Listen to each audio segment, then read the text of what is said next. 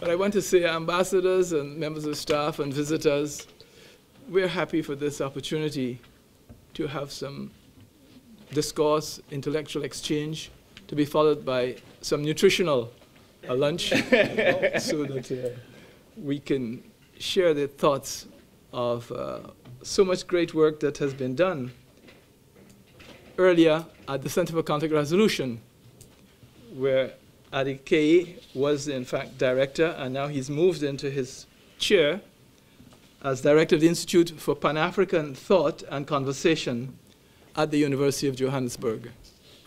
We're more than proud and happy that he could spare us the time to be with us. And as we say, there is no free lunch. So having come for this occasion to highlight the aspects of very intriguing, very fascinating series of essays in his book, The Eagle and the Springbok, we want to have interaction, and are pleased, very proud that Ambassador Bwende, the ambassador of Namibia, can spare the time to be here with us, and also from in the embassy of Nigeria, Maxi Ogbede. We had in mind Ambassador Sassou of South Africa, but he's committed with his minister. But Accord is here as much to represent South Africa as anyone can. New faces are welcome, particularly those who have come to be with us. And please know that once you come, we expect you to come again and again. So share with us this occasion, and we look forward very much to the afternoon's exchange. Ade, over to you. Okay, thank you very much, Ambassador Gomes, and it's always good to be back in the Brussels bubble.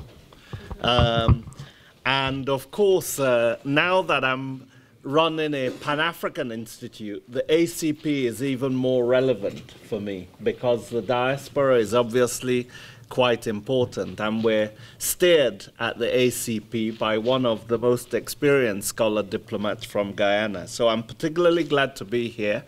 And we're looking at two of the most important ACP members of the 79, Nigeria and Ghana. So I want to speak today about the Eagle and Springbok, looking at Nigeria and South Africa. And Nigeria and South Africa, of course, account for about a third of Africa's economic might and have led much of its conflict management initiatives over the last 2.5 decades. Both account respectively for 70% of West Africa and 60% of Southern Africa's economic might. And the success of political and economic integration in Africa thus rests heavily on the shoulders of these two regional Gullivers, who have both collaborated and also competed with each other in a complex relationship that is Africa's most indispensable.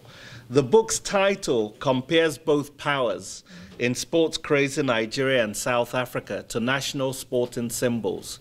So we have the Eagle, and of course the Super Eagles are in the World Cup, which is about to take place. Belgium also made it, but sadly not South Africa, who tend to be more rugby and cricket, which are white sports. I'll be controversial immediately.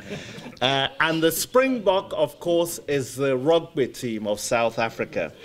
As a Nigerian who has lived and worked in South Africa since 2003, this author is particularly well placed to write the book. So though Nigerians and South Africans are increasingly visiting each other's countries, about 48,000 Nigerians visited South Africa in 2015, and there are 120 South African companies working in Nigeria and trading more profitably with each other. Bilateral trade was about $4.5 billion in 2016. Both countries' citizens still have strong differences of opinion about each other.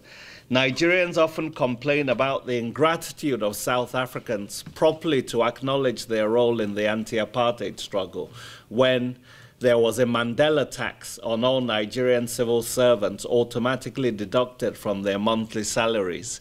There were South African students that were supported on government scholarships in Nigeria, and of course Nigeria led the UN Special Committee Against Apartheid for much of its existence. They also complain about what they perceive to be Tswane, and when I say Tswane, we're referring to what's called Pretoria, but since that's the original name, I tend to use it.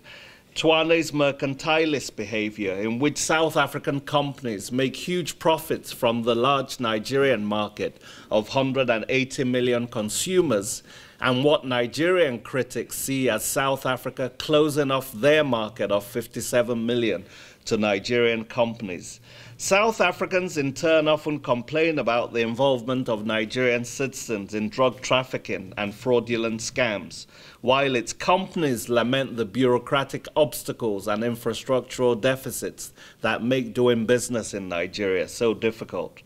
Some South African complaints about Nigeria are genuine, while others are based on xenophobic stereotypes and caricature, even among some South African intellectuals. A notorious Hollywood movie that reinforced negative South African stereotypes about Nigerians was the 2009 sci-fi movie District 9, which some of you might have seen, directed by South African-born Canadian Neil Blomkamp. Nigerian immigrants are particularly singled out for xenophobic stereotyping. The cannibalistic crime boss of the aliens is named Obasanjo, a crude and tactless reference to the Nigerian president between 1999 and 2007. So he couldn't even bother to come up with some kind of Nigerian type name. It should be stressed, however, that the vast majority of Nigerian citizens in South Africa are in fact law-abiding professionals who contribute positively to South Africa's social and economic life. The vehemence of anger at some of Nigeria's elite against South African companies is also sometimes shocking to me when I give talks in Nigeria about the relationship. It should be remembered that South African companies actually make available to Nigerian consumers a wider set of goods and services that they otherwise might not have. And it was the telecommunications giant MTN that opened up Nigeria's cell phone service in the early 2000s and made competition possible. So while South Africans tend to direct their negative stereotypes against Nigerian citizens, Nigerians tend to direct their wrath against South African companies. And citizens and companies, of course, can become targets. Nigerians were targeted in horrific xenophobic attacks in South Africa in 2008, 2015, and 2017. And there were reprisals against MTN in Abuja, in Nigeria, after the 2017 attacks. But despite these disagreements, there are in fact many similarities between Nigeria and South Africa. Both countries were born as a result of British amalgamations in 1910 and 1914. Both have trained regional elites at their universities for decades. Both have economies that are heavily reliant on mineral resources, Nigerian oil and South African diamonds and gold. Both have companies such as South Africa's Stanbic and Shoprite and Nigeria's Zenith and Globacom, which have expanded to dominate sub-regional economies. Both have also had a tremendous cultural impact on the continent. Both are prone to incidents of violence and vigilantism that have made Lagos and Johannesburg two of the most feared cities in the world. Both countries also can be compared to the United States. Like Americans, Nigerians are typically seen as loud, brash, and arrogant. South Africans, on the other hand, also suffer, like Americans, from a haughty exceptionalism. And both information-rich societies also have populations that are stunningly ignorant about their own regions in which they live. South Africa is its most racially diverse state in Africa. Nigeria is one of the most ethnically diverse countries. Like Nigeria, South Africa suffers increasingly from growing corruption and is one of the most unequal societies in the world. The contrast, of course, between both countries is also many.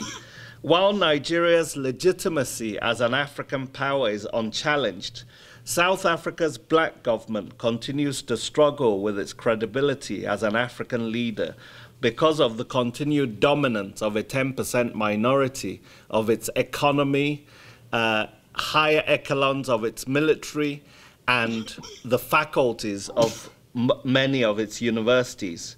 While South Africa's black majority struggles to emerge from the legacy of Bantu education, Nigeria has trained 3 generations of self-confident students and has the largest black intelligentsia in the world. While the entrepreneurial spirit of Nigerians, from Nollywood to street hawkers, has ensured it a reputation for resourceful innovativeness, South Africa struggles to implement economic measures to empower its black majority. And while Nigeria represents the most indigenously diverse country in Africa, South Africa is undoubtedly the continent's most westernized state. While South Africa has been able to limit challenges to its state authority, Nigeria has struggled with Boko Haram in the northeast, leading to 20,000 deaths between 2009 and 2017, and 2 million people internally displaced. And Niger Delta militants have also been able to cut down oil supplies by 1/3 in this period. South Africa, with 1/3 of Nigeria's population, produces 10 times more electricity than Nigeria. And the Johannesburg Stock Exchange's market capitalization is 15 times larger than that in Lagos. While South Africa has several well-funded quality universities, Nigeria's ivory towers are crumbling monuments to years of neglect and government closures, particularly under military rule. While South Africa has impressive transport and other infrastructure, Nigeria suffers from massive infrastructural deficits. And while South Africa's liberal constitution of '96 protects gay rights, Nigeria has passed legislation in 2014 criminalizing homosexuality with 14-year jail terms. So only one book by Ali Mazrui has looked at the detailed comparison between these 2 African giants. And what I'm trying to do here is to be more comprehensive in assessing the political, economic, cultural, and leadership dimensions of this bilateral relationship. And the book is aimed not just at scholars and policymakers, but also as a general reader. You know, I'm writing 14 essays here, also because I want to help to revive the essay form that people like James Baldwin and C.L.R. James and Ali Mazrui and Edward Said have made so interesting. And so this is aimed not just at, you know, eggheads in the ivory tower, but also at a general audience. So the first part of the book looks at politics, economics, and culture, and argues that bilateral ties have been akin to a Shakespearean drama in 4 acts. The first is set in the apartheid period between 1960 and 93, with South Africa, the pariah, and Nigeria, the prophet. The second, during the rule of South Africa's Julius Caesar-like Nelson Mandela, and Nigeria's brutal Macbethian general, Sonny Abacha, from 94 to 98.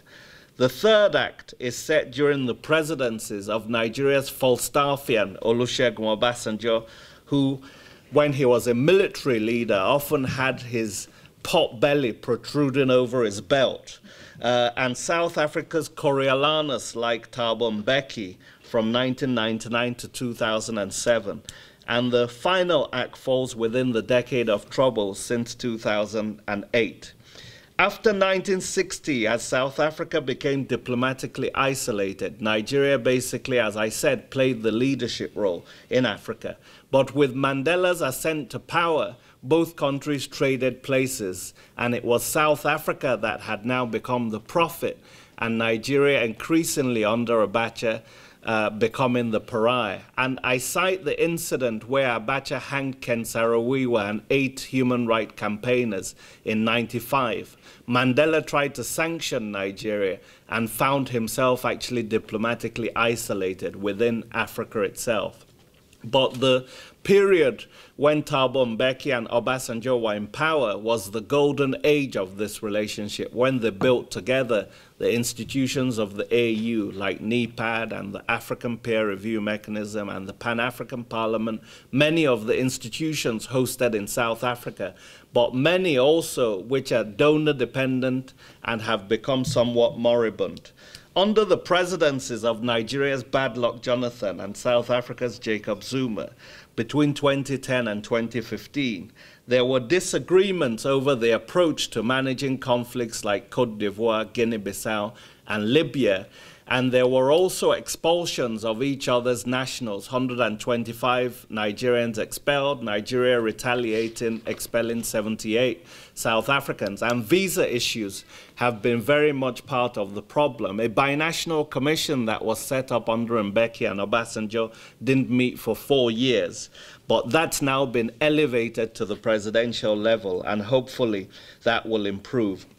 In the area of economics, though South Africa is the most industrialized country in Africa, Nigeria overtook South Africa as the continent's largest economy in 2014. The book examines economic ties between Abuja and Tshwane, using the historical legacy of Pax Britannica and the impact particularly of two racist Englishmen on both countries' development, Cecil Rhodes in South Africa and Frederick Lugard in Nigeria. While Rhodes sought political federation for economic expansion, Lugard sought political federation for administrative convenience. Okay, I think I'm going a bit fast for the interpreters, but I thought they were total professionals and completely brilliant. I hope they translated that too. In the sphere of culture and soft power, Nigeria's film industry, Nollywood, is a veritable source of soft power which has expanded its value across the continent from Kinshasa to Kingston, creating in the process an authentically African cinema. World-class Nigerian footballers in European leagues and the fact the Super Eagles won the Olympic gold in Atlanta in '96 is also part of soft power, as is Nobel Literature winner Wole Soyinka, Booker Prize winner Ben Okri, Orange Prize winner Chimamanda Ngozi Adichie, and Afrobeat superstar Fela Kuti, whose Broadway musical basically immortalized his legacy in 2009.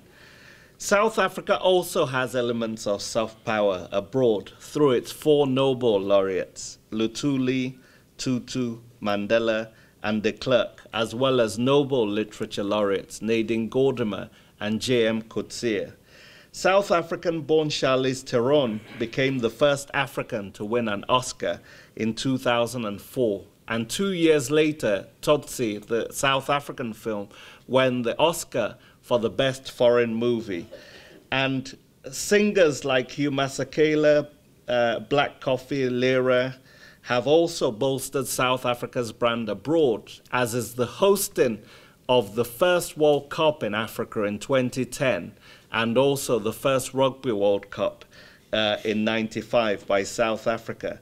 So South Africa's DSTV, which reaches elites in over 40 African countries, can be used more effectively to expose Africans further to South Africa, while simultaneously improving the knowledge of South Africans about the rest of the continent. South African soaps like Izidingo and Generations are ravenously consumed across the continent. Its main export to the rest of the continent is, however, its ubiquitous fast food chains like Nando's and Spheres and Spur, as well as an American-style mall culture. So while Nigeria promotes an authentically African visual soft power of film, South Africa champions a Western packaged soft power of the belly. The second section of the book examines the issue of hegemony in relation to Nigeria and South Africa's leadership role within Africa. So Nigeria's peacekeeping role in the rest of the continent, particularly in Liberia and Sierra Leone in the 1990s, and South Africa's peacemaking role in places like Burundi and the DRC, in which Accord also have been involved. I also look at the concept of the responsibility to protect and both countries' handling of that. I look at major figures, Mandela and Abacha. I do biographical sketches of them representing the lowest period of the relationship, and then Mbeki and Obasanjo representing the zenith of the relationship. And I finally do biographical sketches of three visionary technocrats, Nigeria's Adebayo Adedeji, South Africa's Nkosazana Dlamini Zuma, and Nigeria's Ngozi Okonjo-Iweala.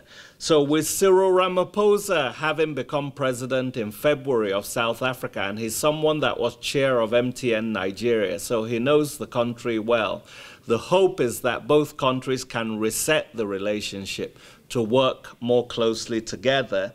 And the Nigerian leader, Muhammadu Buhari, despite his ill health, has insisted on going for a second term next year. So it'll be interesting to see how that goes. In concluding, Chair, this presentation, it's important to note the aspect of hegemony, of gatekeeping, in which regional peacekeepers seek to fence off their region to outsiders. And I ask the question whether Nigeria and South Africa could formulate an African Monroe Doctrine that keeps France and the US out of Africa.